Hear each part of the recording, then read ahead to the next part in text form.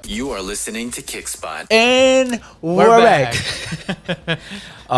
So just want to recap, T Large's episode here, Mr. Terrence Large, real estate extraordinaire. Thank you, my man. Orange County, Newport Beach. Yes. Real estate extraordinaire. For all you people out there looking for a house, Terrence Large, call him. I can DM you his number. Awesome. Thank you, Migs. But we've talked about a lot of things. We've talked about a few of the Heels Act. We've talked about trends. We've talked about T Large perspective just in the entire real estate industry as a whole. Where it's going, where it's been, how it's changed during COVID, and we're going to extend that conversation on this third part. And Jinu's got a pretty good question going on right now. So you want to go ahead and ask it, JP? Yeah. So as businesses are kind of rearranging how they conduct business during the pandemic, I'm sure there's some COVID real estate guidelines that are out there. So if I am wanting to purchase a home or even look at a home, what is the process that I have to go through? So first of all, it's about safety. And so therefore there's documentation that you, the buyer, needs to sign, basically saying that you don't have COVID, you haven't been exposed to COVID.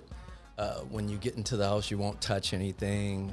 We can't do open houses anymore, where crazy. There's just anybody can come in. Pretty much everything is by appointment now.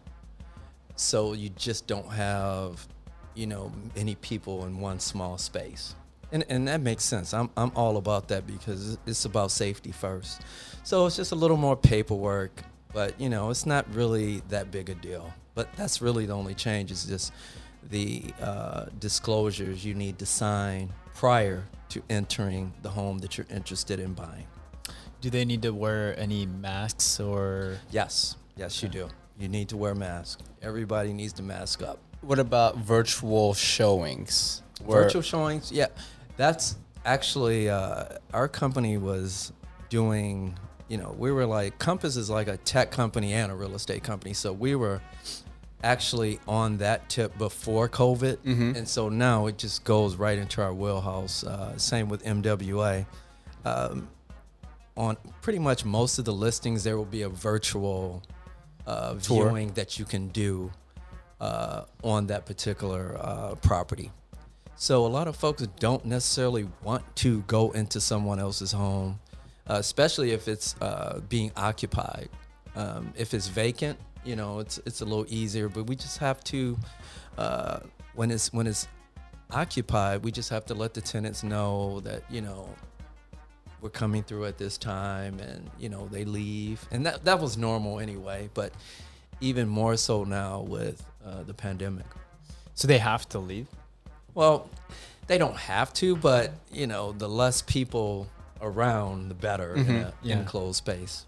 So do you do a temperature check as well too when they come, or they just fill out a form? They just fill out a form. We take them at their word. Oh, wow, that's a lot of trust. Yes. Yeah. That's insane. And where do they? But you know what? We keep social distance though. Okay. So when I'm taking clients to view a home, they go in first. I stand back. So we have masks. So we're adhering to the state guidelines, even while we do that. So social distancing, everything, yes, absolutely, everything. Still. You can look at a house, without being in someone's space. Wow. I like to do it that way anyway. I like for people to experience the home on their own without any input from me whatsoever, because they have to feel it. It's about them. I'm just there to answer questions. Oh, where do they get this form? I send it to them. Okay. And they e-sign it, so everything is DocuSign now and e-sign. Yeah. So this is a lot easier.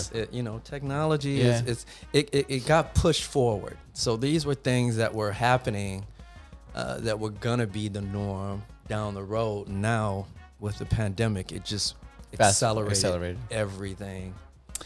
Do you get worried that with technology and innovation that could put the real estate agents' jobs at risk? A computer can't do what I do. I embrace technology. It makes everyone's job easier. You have, the clients more informed. They can do a lot of their research, but at the end of the day, you need that person to guide you through the process. It's a big move. It's probably one of the most important transactions you'll do in your life, and you just want someone there that can guide you through all the paperwork and explain to you what everything means. And there's always going to be space for people. And I strongly believe that, because when it comes to sales, I mean, you and I know this 100%. It's, you have to have that emotional attachment. Yes. And with buying a house, there's no bigger emotional attachment on buying a home, especially if it's your first home. And like just like you as a realtor, knowing that person, getting to know that person through the process, answering questions, finding the little nooks and crannies that they're looking for. There's still value in that in today's like modern age technology that no computer will ever provide. Absolutely 100% with that. I think in the future that it could go that route, though. I think technology could be at a point where it can detect human emotions, and that, there's a lot of things out there right now too with customer service reps, and they're actually robots, and they sound like a real human being. And that is a scary thought. I think it is. Yeah, a very, very scary thought. So let me die first before all that happened. Yeah. Hopefully I don't. We won't have to deal with Yeah, it. hopefully I don't get to see that in my generation, because obviously my degree wasn't worth it. I should have went into more of the software engineering side, Exactly. and made the technology and become a CEO of that. But I do think that in the future, that would be the market, especially if kids nowadays are communicating through text messages. I would imagine that as a real estate agent, that the younger the generation is, that they're not necessarily talking to you over the phone. They're more emailing or, texting, their questions to you. So that is what I'm afraid of in the future. And hopefully it doesn't happen during my lifetime. That actually makes the process go smoother, the different mediums of communication. Yeah. Because you can text me at any time. Say, for instance, you wake up at 11, and if I'm up and you text me, I'm responding. Whereas if it was a phone call, it'd be different. You know what I mean? Right. So it can be very helpful to the process. Yeah. But at some point, you have to have that human emotional attachment, as Migs said. It's just mandatory. You have to have that. Has companies like Zillow and I think it's a Redfin, have those companies affected the real estate market, or with the agents? It gives, and actually Compass, the company I work for, is a competitor to both of them. We have a website, www.compass.com, and we're getting as much traffic as those sites on our platform. That's huge. But it just gives consumers more information. And they can kind of do a lot of the initial weeding out of the process on their own. Mm-hmm. So when it's time to go look at properties, they already know kind of the top 5, they've checked it out. So, again, I embrace technology.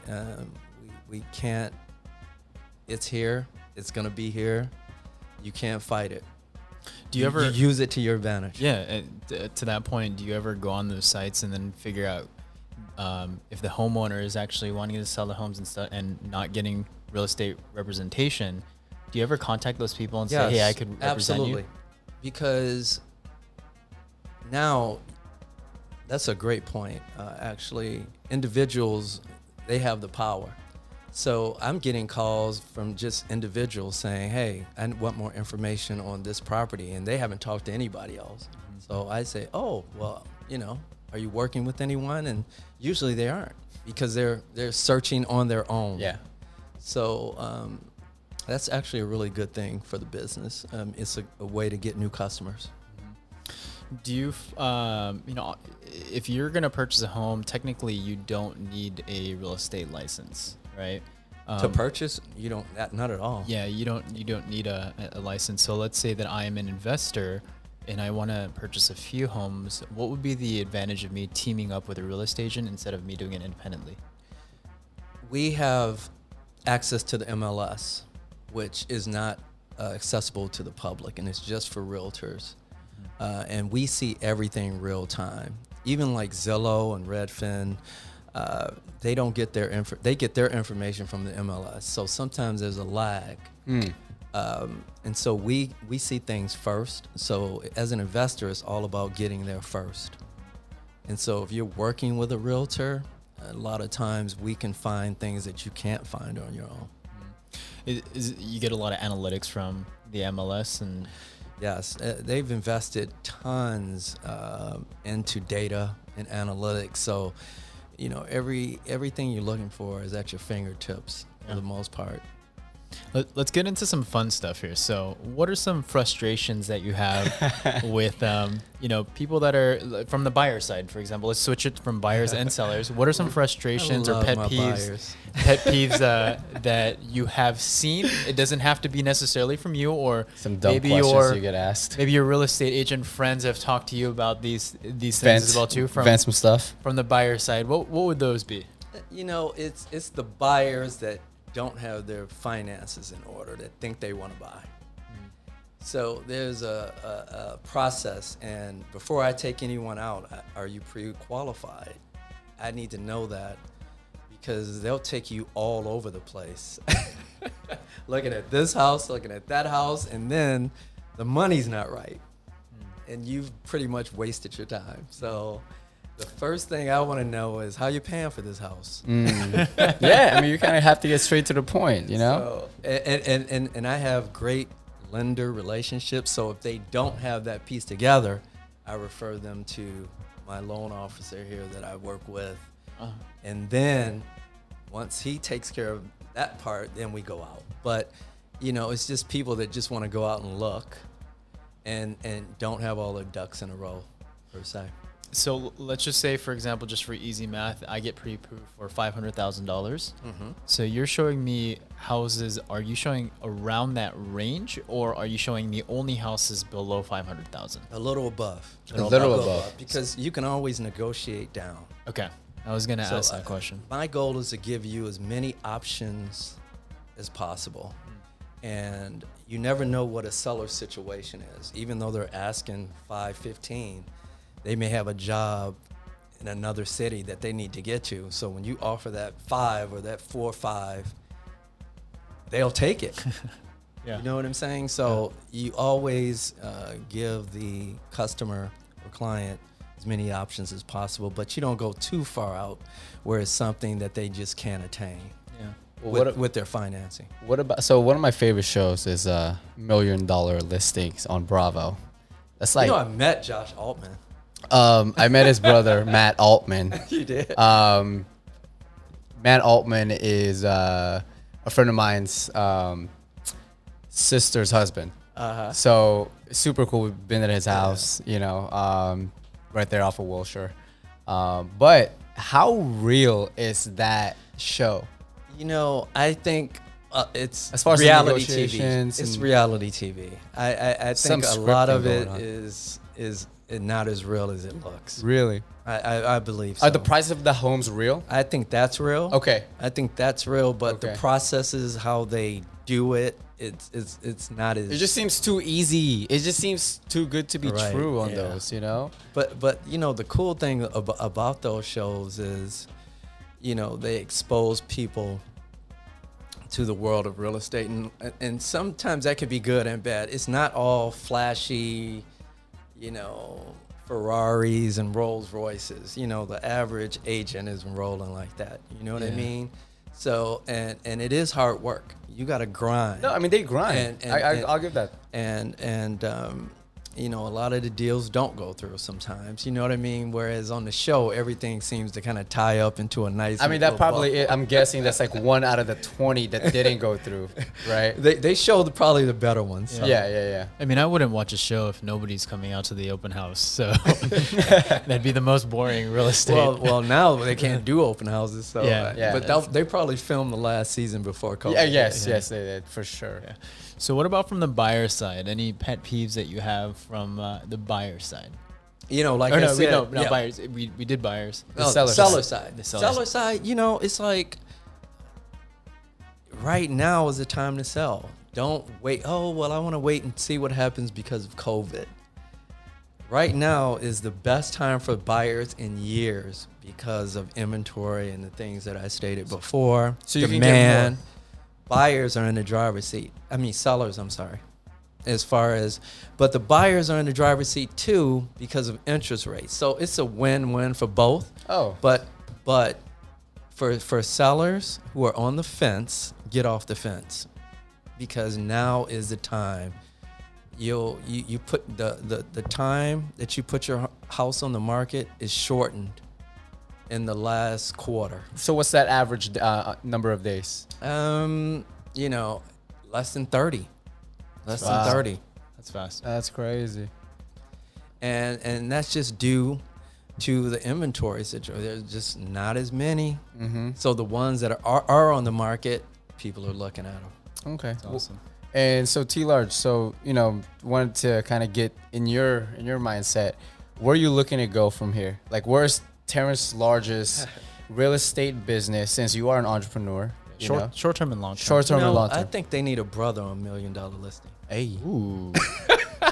I need to represent so that the youth out there can see. I can do that too. Mm-hmm. Yeah. 100%. I can be $1 million I mean, you're doing it right real now. estate agent Yeah. and Newport see Beach. that the masses, we're not represented. We need to be represented on those shows. Okay. Or we need to create our own show. Mm-hmm. But it needs to happen. But yeah, just helping people, continue to inspire, mentor.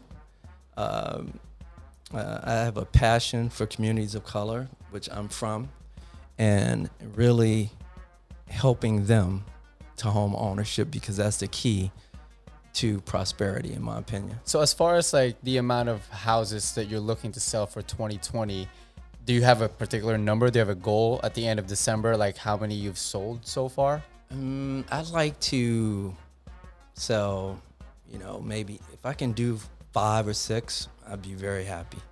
I think that sounds like a lot. Yeah. Sounds like a pretty good I'm number. a grinder. That sounds like a pretty good number right there. Absolutely. That's some good commissions. Are you like halfway? Are you like halfway there? Because we only have like 4 months left, and then He's gonna represent. I'm working with some buyers now and some sellers, so we just need to Okay. get them closed. hey, there it The is. end of the day is closing them. That's right. That 3% commission, baby. That's Buyers and represent the I'll seller. take at the you out same to dinner, time. Migs. 6%. Sir, once you get to the 5, you better take me out to dinner. Okay. That's You a name short the term. restaurant. It's recorded. You guys see that, right? That's a You short name the term goal restaurant. right now. Wherever you want to go, Migs. Let's go. Don't worry about that. I'll think of something. We're gonna have to go to Spago. Never mind. Hold We, it. we already have a plug there. Do they have a patio? I They mean, can do. we go? They do. Of course. They do. We can go there. Your know? boy works there, right? Yeah. They all know. They all know. He's like, okay, Well, I'll let's take definitely it. go there. Oh man. Discount. For sure. Well, Terrence, if you could give the youth some advice on if they want to become a real estate agent or even an entrepreneur in general, what advice would you give them? Please do it. I mean, real estate is a great business to go into. For one, you don't necessarily have to have a 4-year degree to do it. It's an easier entry to get into. And if you just have the drive and the determination, you can make the business what you want. And I'd love to mentor anyone that's interested in the business. I'd love to talk to them. I'll do whatever I can because I want to see more individuals involved in real estate, and I'll do whatever I can to make that happen.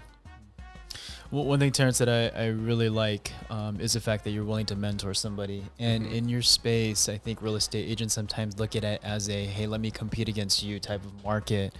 But the fact that you have this genuine side when even off camera, off record, you've been constantly saying, I really want to find somebody to mentor. It's so important. I had a mentor. So It's just, you know, having that person to bounce things off of and give you guidance is critical. And when you've benefited from that, you want to give back and do it. I mean, that's the way you keep it going. So that's part of my DNA. Yeah. And I enjoy doing it. Yeah.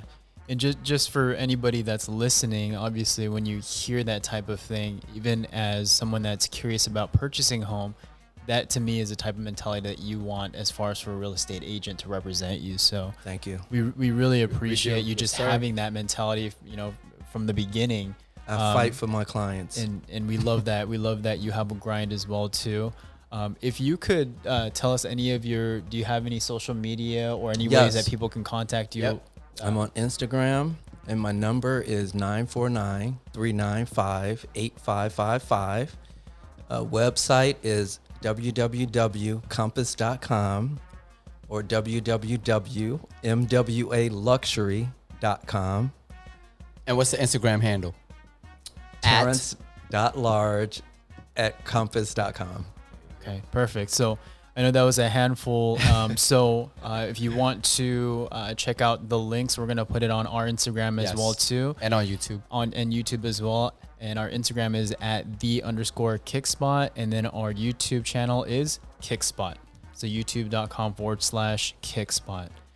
So Terrence, thank you very Thank you, much sir. for taking the time. Obviously spending a night with us. I know. It was fun, man. I loved it.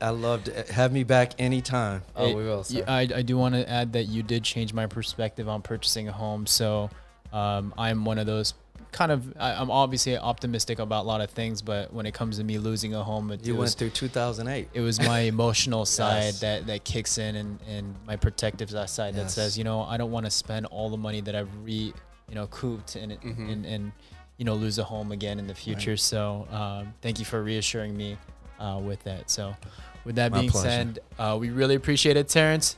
Thank you so much. And we are gone. Peace. Thank you for listening to Kickspot.